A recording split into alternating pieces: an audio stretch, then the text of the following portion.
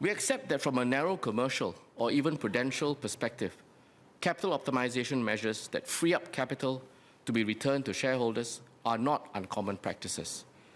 However, MCCY is not confident that the proposed transaction would not affect the ability of the co-op movement as a whole or of Income itself to carry out its social mission.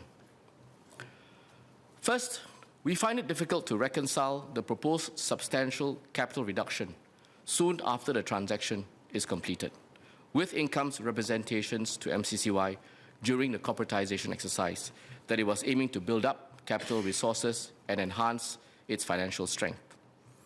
As I had explained, as part of that exercise, Income had sought and obtained an exemption to allow it to carry over a surplus of $2 billion to the new corporate entity.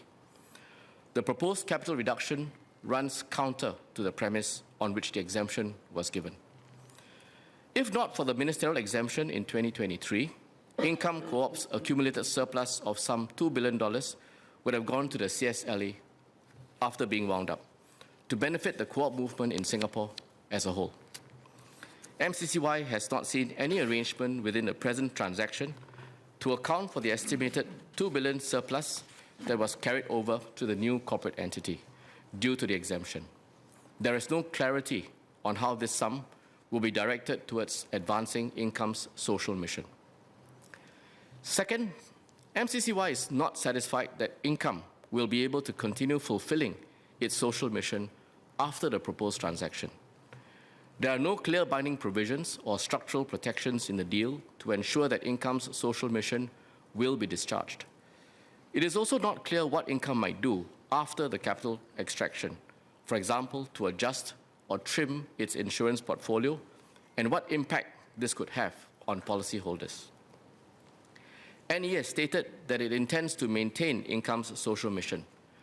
MCCY accepts that NE is making this commitment in good faith, but MCCY is not confident that NE's intentions or the assurances Income gave earlier to MCCY can be upheld. We had known earlier that the proposed transaction would leave NE as the minority shareholder in the new entity, with a minority of board positions and no ability to nominate the chairman of the new Income entity. On their own, these factors would not have caused MCCY to object to the transaction.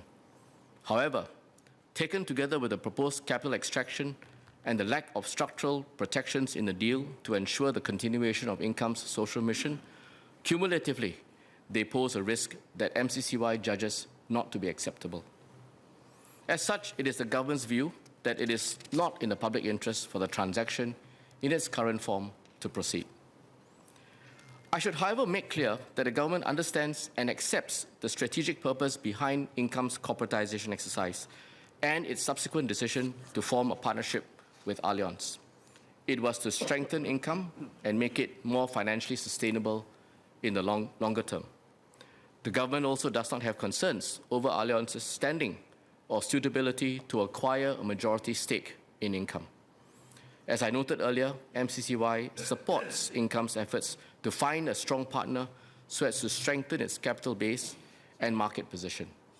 Allianz is a major global insurance company and asset manager that can bring financial strength and expertise to Income. Our concern is only over the terms and structure of this specific transaction, particularly in the context of the preceding corporatization exercise. Income was a co-op and subject to the objectives and obligations of being a co-op. Therefore, we also have to take into account the circumstances in which Income was corporatized and obtained an exemption from Section 88 of the CSA. Hence, our assessment of the viability of this transaction must go beyond prudential considerations alone. Whilst we will not allow the proposed transaction to proceed, we are nonetheless open to any new arrangement which Income may wish to pursue, whether with Allianz or any other partners, so long as the concerns highlighted are fully addressed.